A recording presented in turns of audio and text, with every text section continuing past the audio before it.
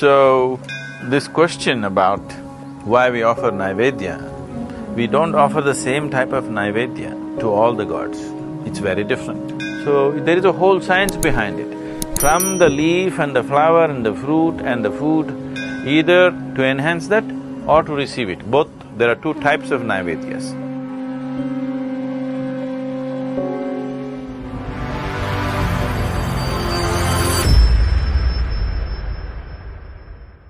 They want to eat. The god doesn't eat, how do we eat? No, there are various aspects to this. If I go into all this, it'd be too much for you. But one simple thing is devotion. There is a science behind it, but the essential thing is devotion. Suppose you had a guest in your house, because here we are not see, you need to understand this, India is a godless country. You don't like it? When I say a godless country, this is the only culture which clearly understands that God is our making. Everywhere else people think God made them. Here we know it is we who made the gods. There's a whole technology of God making in this country, that you can make a god that you want. So we have today 330 million gods and goddesses. But that happened when our population was 330 million. Since then, since the Europeans came and others came and made us feel ashamed of many gods, we lost our imagination. We are trying to reduce the number of gods. But whatever said and done, there'll be 2 dozen gods in every home. Below that they can't go, minimum 2 dozen. Less than that we'll feel kind of lost Now, the idea of a god up there is essentially a Western idea.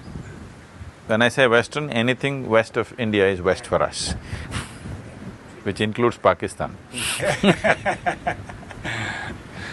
So, it's just essentially that. Here we never looked at that way. Here we said, you can have any number of gods you want. In a same house, they're worshipping 25 gods. You see, the Indian households. So how can you worship 25 gods? 25 gods only because our houses are not big enough, otherwise we would have put 2,500 gods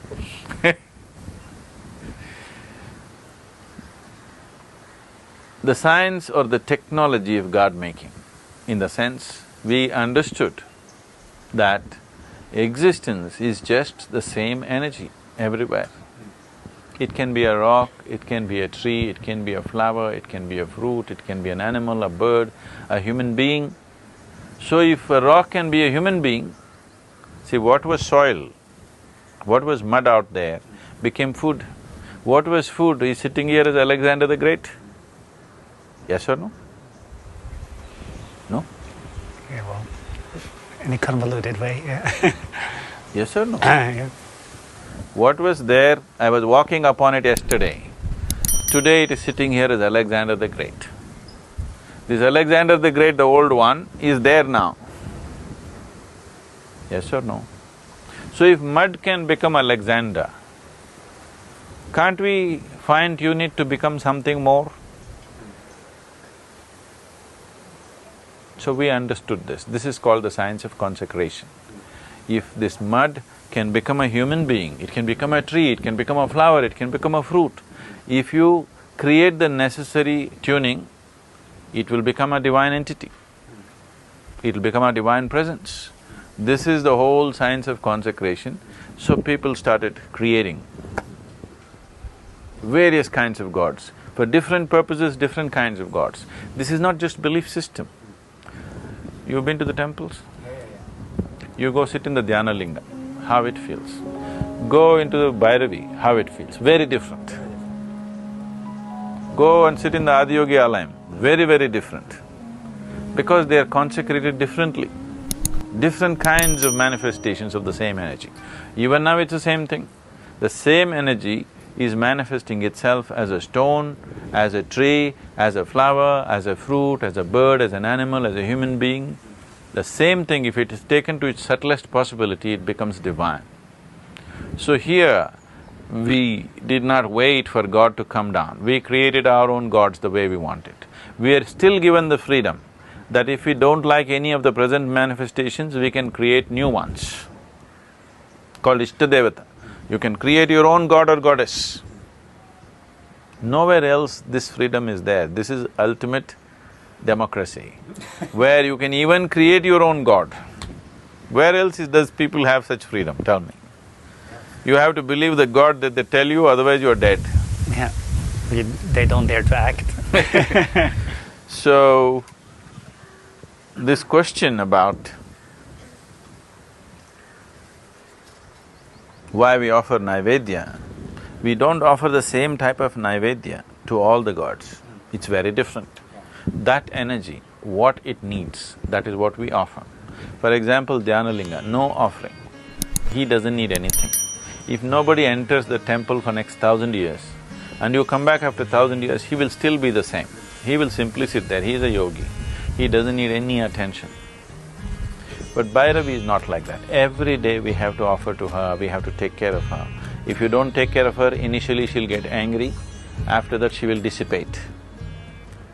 And when she's angry, I don't want to be here. So, they're very differently made. So for every kind of deity, we have a specific type of Naivedya, which enhances and supports that type of energy. So there is a whole science behind it. From the leaf and the flower and the fruit and the food, everything is different for every deity. Today, there a lot of people are simply doing something, whatever they know. But if you go look back into the tradition, very distinctly defined that this is what you must offer to this deity, because every substance has its own vibration. You take you take this bamboo leaf into your hand and feel it, how it feels. You take that other leaf and hold it and see how it feels. Every tree and every leaf will feel different. If you are sensitive, if you're not sensitive to it, everything is you can ignore everything and go on. So, what you offer to a particular deity is all structured in such a way that it enhances that energy, it supports that energy. Either to enhance that or to receive it. Both, there are two types of Naivedyas. One is just given to the god, another is just placed there and given back to the people. So these are two different types of Naivedyas. One is for you, one is for that. One is to enhance that energy, that's your contribution. Another is to receive that energy so that you can take it home with you. So these are two different aspects. It's a very elaborate system.